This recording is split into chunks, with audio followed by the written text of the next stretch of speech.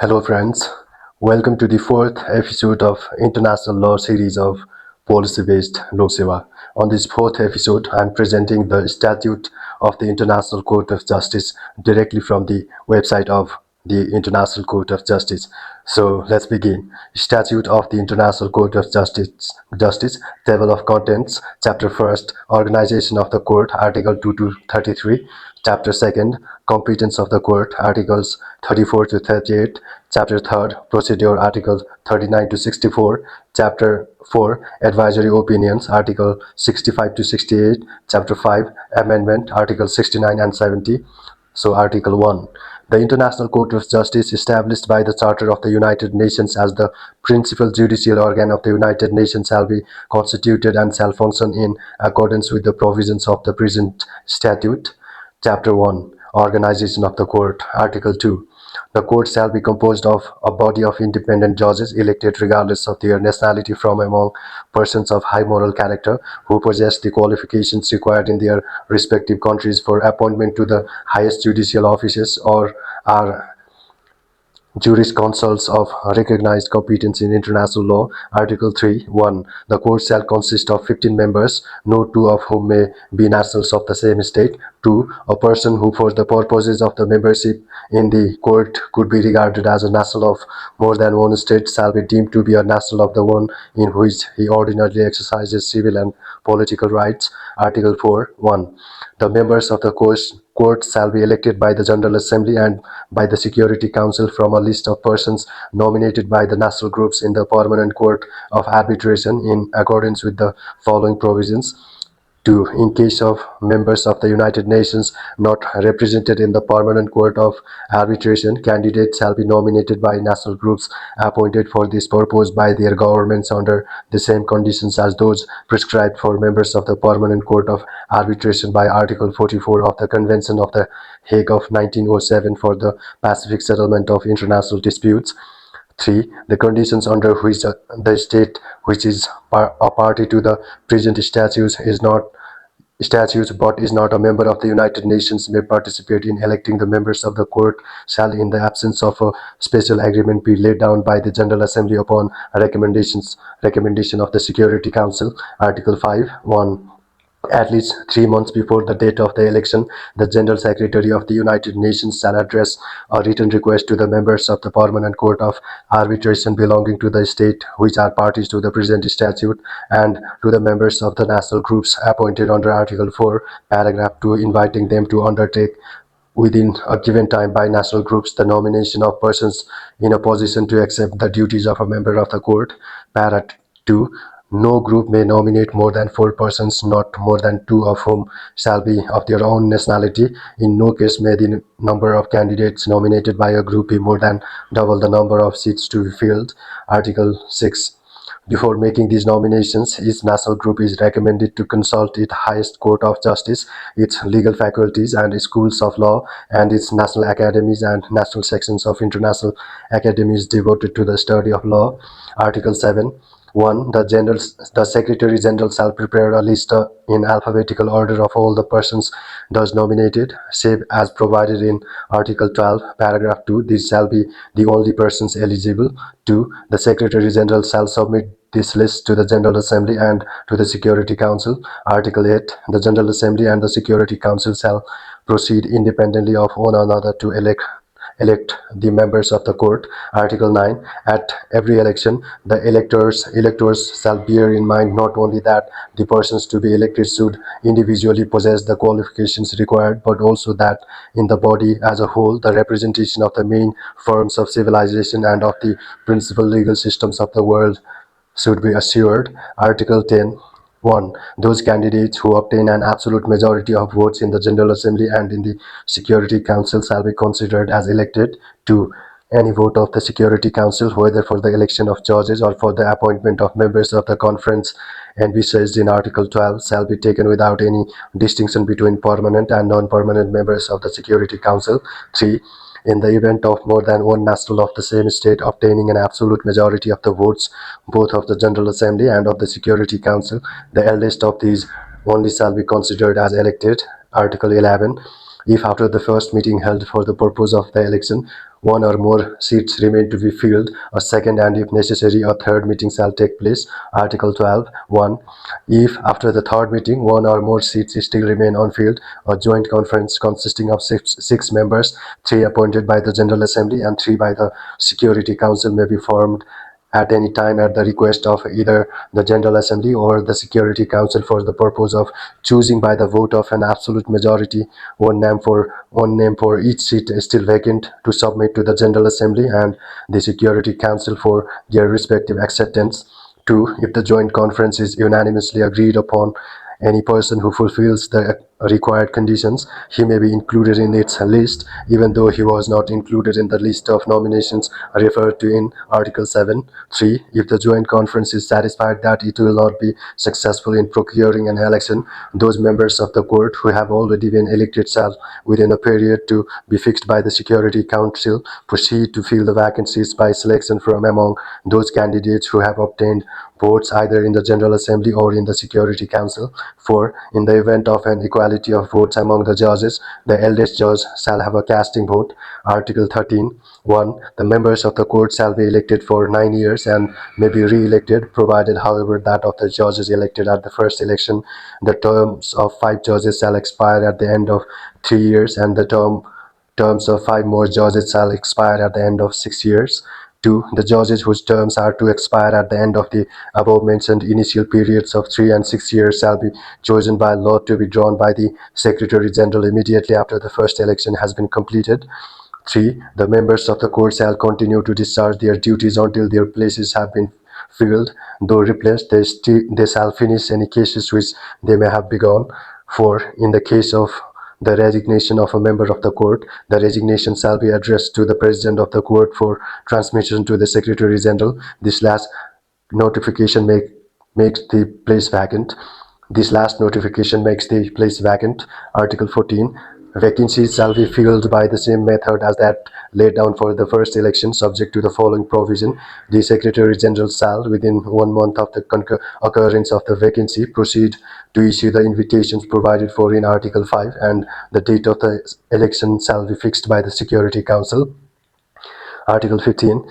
A member of the court elected to replace a member whose term of office has not expired shall hold office for the remainder of his predecessor's term. Article 16. 1. No member of the court may exercise any political or administrative function or engage in any other occupation of a professional nature. 2. Any doubt on this point shall be settled by the decision of the court. Article 17. 1. No member of the court may act as agent, counsel, or advocate in any case. 2. No member may participate in the decision of any case in which he has previously taken part as agent, counsel, or advocate for one of the parties, or as a member of a national or international court, or of a commission of inquiry, or in any other capacity. 3. Any doubt on this point shall be settled by the decision of the court. Article 18. 1.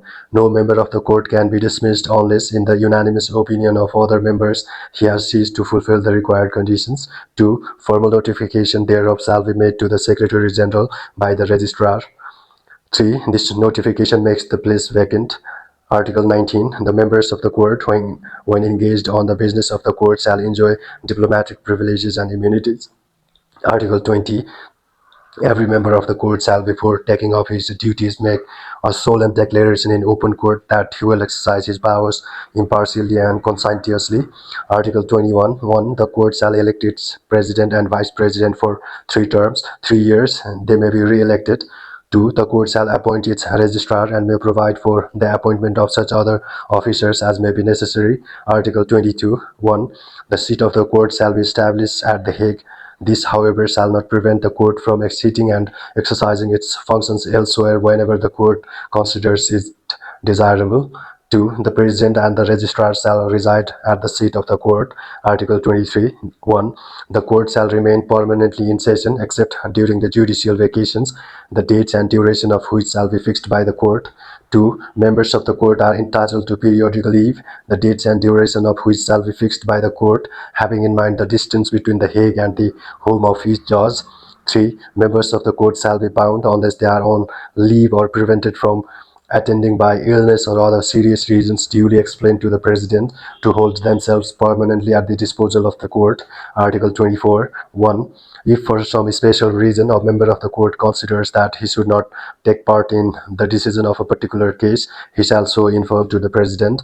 2. If the President considers that for some special reason one of the members of the court should not sit in a particular case, he shall give him notice accordingly. 3. If in any such case the member of the court and the President disagree, the matter shall be settled by the decision of the court.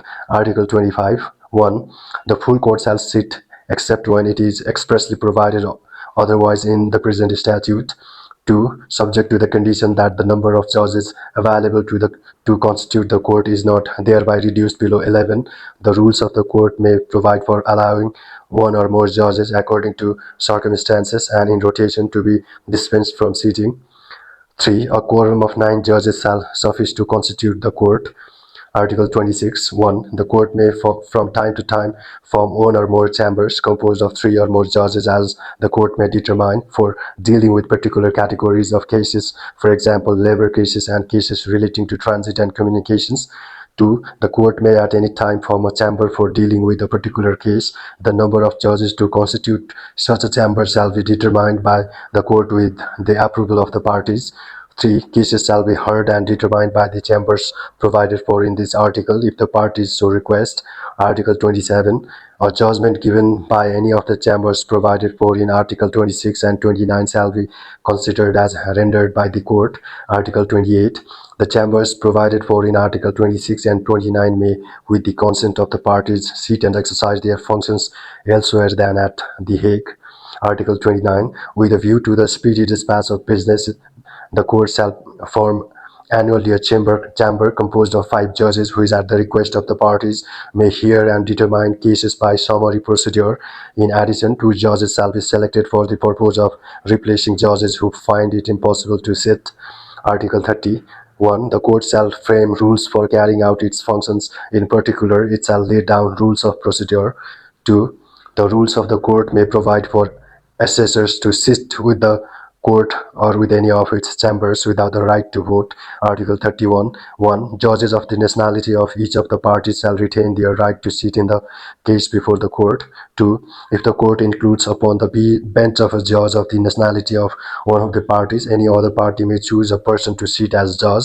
Such person shall be chosen preferably from among those persons who have been nominated as candidates as provided in Article 4 and 5. 3. If the court includes upon the bench no judge of the nationality of the parties, each of these parties may proceed to choose a judge as provided in paragraph 2 of this article. 4. The provisions of this article shall apply to the cases of Articles 26 and 29. In such cases, the President shall request one or, if necessary, 2 of these members of the court forming the chamber to give place to the members of the court of the nationality of the parties concerned, and failing such, or if they are unable to be present, to the judges especially chosen by the parties. 5. Should there be several parties in the same interest, they shall, for the purpose of the preceding provisions, be reckoned as one party only. Any doubt upon these points shall be settled by the decision of the court. 6. Judges chosen as laid down in paragraphs 2 and 3 and 4 of this article shall fulfill the conditions required by Article 2 17 paragraph 2 to 17 paragraph 2, 20 and 24 of the present statute. They shall take part in the decision on terms of complete equality within their colleagues. Article 34, 32. Article 32, 1. Each member of the court shall receive an annual salary. 2. The President shall receive a special annual allowance. 3. The Vice President shall receive a special allowance for every day on which he acts as President. 4. The judges chosen under Article 31, other than members of the court, shall receive compensation for each day on which they exercise their functions. 5. The salaries, allowances, and compensation shall be fixed by the General Assembly. They may not be decreased during the term of office. 6. The salary of the registrar shall be fixed by the General Assembly on the proposal of the court. 7. Regulations made by the General Assembly shall fix the conditions under which retirement pensions may be given to members of the court and to the registrar, and the conditions under which members of the court and the registrar shall have their traveling expenses refunded. 8. The above salaries, allowances, and compensation shall be free of all taxation. Article 33. The expenses of the court shall be borne by the United Nations in such a manner as shall be decided by the General Assembly. Chapter 2. Competence of the Court. Chapter 2. Competence of the Court. Article 34. 1. Only states may be parties in cases before the court. 2. The court, subject to and in conformity with its laws, may request of public international organizations information relevant to cases before it and shall receive such information presented by such organizations on their own initiative. 3. Whenever the construction of the constituent instrument of a public international organization or of an international convention adopted thereunder is in question in a case before the court, the registrar shall so notify the public international organization concerned and shall communicate to it copies of all written proceedings. Article 35. 1. The court shall be open to the states parties to the present statute. 2. The conditions under which the court shall be open to other states shall, subject to the special provisions contained in treaties in force, be laid down by the Security Council, but in no case shall such conditions place the parties in a position of inequality before the court. 3. When a state which is not a member of the United Nations is a party to a case, the court shall fix the amount which that party is to contribute towards the expenses of the court. This provision shall not apply in such a state is bearing a share of the expenses of the court. Article 36. 1. The jurisdiction of the court comprises all cases which the parties refer to it and all matters specially provided for in the Charter of the United Nations or in treaties and conventions in force. 2. The states parties to the present statute may at any time declare that they recognize as compulsory ipso facto and without a special agreement in relation to any other state accepting the same obligation, the jurisdiction of the court in all legal disputes concerning a. The interpretation of a treaty, b. Any question of international law. C. The existence of any fact which, if established, would constitute a breach of an international obligation. D. The nature or extent of the reparation to be made for the breach of an international obligation. 3. The declarations referred to above may be made unconditionally or on condition of reciprocity on the part of several or certain states or for a certain time.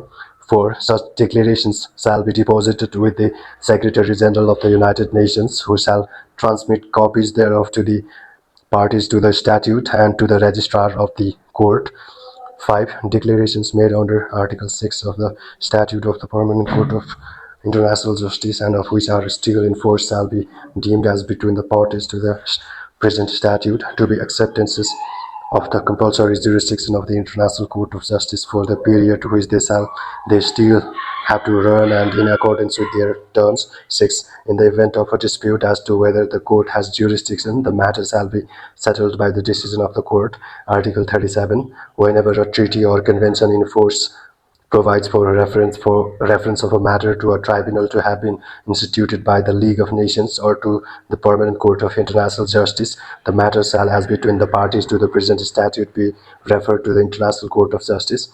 Article 38. 1. The court, whose function is to decide in accordance with international law such disputes as are submitted to it, shall apply a. International conventions, whether general or particular, establishing rules expressly or recognized by the contesting states. B. International custom as evidence of a general practice accepted as law. C. The general principles of law recognized by civilized nations. D. Subject to the provisions of Article 59, judicial decisions and the teachings of the most highly qualified publicists of the various nations as subsidiary means for the determination of rules of law. 2. This provision shall not prejudice the power of the court to decide a case ex equio et bono if the parties agree thereto. Chapter 3. Procedure. Chapter 3. Procedure. Article 39. 1. The official language of the court shall be French and English. If the parties agree that the case shall be conducted in French, the judgment shall be delivered in French. If the parties agree that the case shall be conducted in English, the judgment shall be delivered in English. 2. In the absence of an agreement as to which language shall be employed, each party may in the pleadings use the language which it prefers. The decision of the court shall be given in French and English. In this case, the court shall at the same time determine which of The two texts shall be considered as authoritative. 3. The court shall, at the request of any party, authorize a language other than French or English to be used by that party. Article 40. 1. Cases are brought before the court as the case may be, either by the notification of a special agreement or by a written application addressed to the registrar. In either case, the subject of the dispute and the parties shall be indicated. 2. The registrar shall forthwith communicate the application to all concerned. 3. He shall also notify the members of the United Nations through the Secretary General and also any other states entitled to appear before the court. Article 41. 1. The court shall have the power to indicate, if it considers that circumstances so require, any provisional measures which ought to be taken to preserve the respective rights of either party. 2. Pending the final decision, notice of the measures suggested shall forthwith be given to the parties and to the Security Council. Article 42. 1. The parties shall be represented by agents. 2. They may have the assistance of counsel or advocates before the court. 2. 3. The agents, counsel, and advocates of the parties before the court shall enjoy the privileges and immunities necessary to the independent exercise of their duties. Article 43. 1. The procedure shall consist of two parts, written and oral. 2. The written proceedings shall consist of the communication to the court and to the parties of memorials, counter-memorials, and if necessary replies, also all papers and documents in support. 3. The communications shall be made through the registrar in the order and within the time fixed by the court. 4. A certified copy of every document produced by one party shall be communicated to the other party. 5. The oral proceedings shall consist of the hearing by the court of witnesses, experts, agents, counsel, and advocates. Article 44.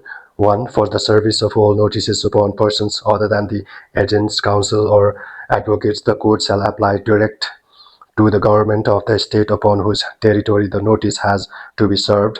2. The same provision shall apply whenever steps are to be taken to procure evidence on the spot. Article 45. The hearing shall be under the control of the President, or if he is unable to preside, of the Vice President. If neither is able to preside, the senior judge present shall preside. Article 46. The hearing in court shall be public unless the court shall decide otherwise, or unless the parties demand that the public be not admitted. Article 47. 1. Minutes shall be made at each hearing and signed by the registrar and the president. 2. The minutes alone shall be authentic. Article 48. The court shall make orders for the conduct of the case, shall decide the form and the time in which each party must conclude its arguments, and make all arrangements connected with the taking of evidence. Article 49. The court may, even before the hearing begins, call upon the agents to produce any document or to supply any explanations. Formal note shall be taken of any refusal. Article 50. The court may at any time entrust any individual, body, bureau, commission, or other organization that it may select with the task of carrying out an inquiry or giving an expert opinion. Article 51. During the hearing, any relevant questions are to be put to the witnesses and experts under the conditions laid down by the court in the rules of procedure referred to in Article 30. Article 52. After the court has received the proofs and evidence within the time specified for the purpose, it may refuse to accept any further oral or written evidence that one party may desire to present unless the other side consents. Article 53. 1. Whenever one of the parties does not appear before the court or fails to defend its case, the other party may call upon the court to decide in favor of its claim. 2. The court must, before doing so, satisfy itself not only that it has jurisdiction in accordance with Articles 36 and 37, but also that the claim is well founded in fact and law. Article 54. 1. When subject to the control of the court, the agents, counsel, and advocates have completed their presentation of the case, the President shall declare the hearing closed. 2. The court shall withdraw to consider the judgment. 3. The deliberations of the court shall take place in private and remain secret. Article 55. 1. All questions shall be decided by a majority of the voted judges present. 2. In the event of inequality of votes, the President or the judges who acts in his place shall have a casting vote. Article 56. 1. The judgment shall state the reasons on which it is based. 2. It shall contain the names of the judges who have taken part in the decision. Article 57. If the judgment does not represent in whole or in part the unanimous opinion of the judges or any judge shall be entitled to deliver a separate opinion. Article 58. The judgment shall be signed by the President and by the Registrar. It shall be read in open court, due notice having been given to the agents. Article 59. The decision of the court has no binding force except between the parties and in respect of that particular case. Article 60. The judgment is final and without appeal. In the event of dispute as to the meaning or scope of the judgment, the court shall construe it upon the request of any party. Article 61. An application for revision of a judgment may be made only when it is based upon the discovery of some fact of such a nature as to be a decisive factor, which fact was when the judgment was given unknown to the court and also to the party claiming revision, always provided that such ignorance was not due to negligence. 2.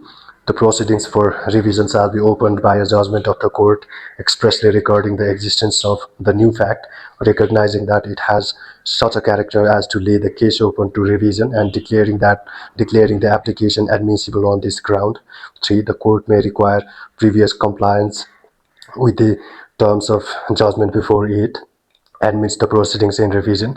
4. The application for revision must be made at least within 6 months of the discovery of the new fact. 5. No application for revision may be made after the lapse of 10 years from the date of the judgment. Article 62. 1. Should a state consider that it has an interest of legal nature which may be affected by the decision in the case, it may submit a request to the court to be permitted to intervene. 2. It shall be for the court to decide upon this request.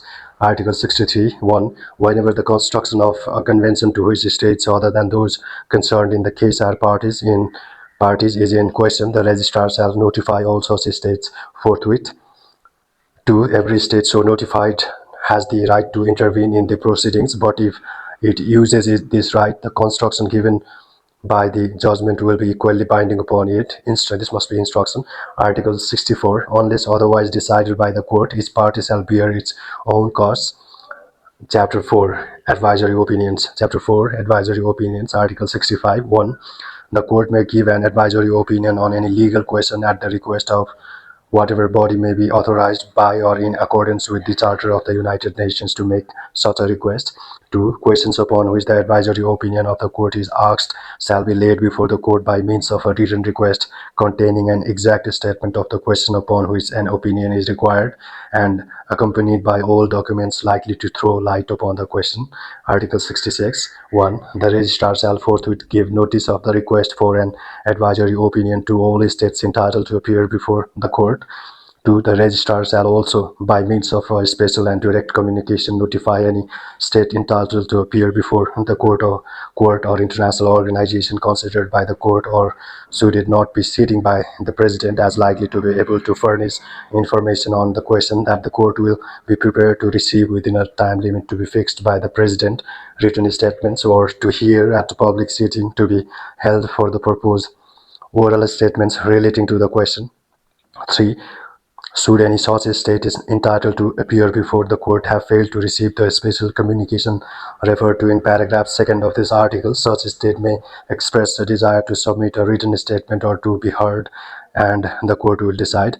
4. States and organizations having presented written or oral statements or both shall be permitted to comment on the statements made by other states or organizations in the form, to the extent and within the time limits which the court, or should it not be sitting, the president shall decide in each particular case. Accordingly, the registrar shall in due time communicate any such written statements to states and organizations having submitted similar statements. Article 67. The court shall deliver its advisory opinions in open court, notice having been given to the Secretary General and to the representatives of members of the United Nations and of other states and of international organizations immediately concerned. Article 68. In the exercise of its advisory functions the court shall further be guided by the provisions of the present statutes, which apply in contentious cases to the extent to which it recognizes them to be applicable. Chapter 5 Amendment. Chapter 5 Amendment. Article 69. Amendments to the present statutes shall be effected by the same procedure as is provided by the Charter of the United Nations for amendments to that charter, subject, however, to any provisions which the General Assembly, upon recommendation of the Security Council, may adopt concerning the participation of states which are parties to the present statute but are not members of the United Nations. Article 70. The court shall have power to propose such amendments to the present statutes as it may deem necessary through written communications to the Secretary General for consideration in conformity with the provisions of Article 69. So, this was the end of the statute of the International Court of Justice. So, we'll meet in the next episode of International Law Series. Please do like, share, and subscribe my channel. And goodbye for today. Goodbye.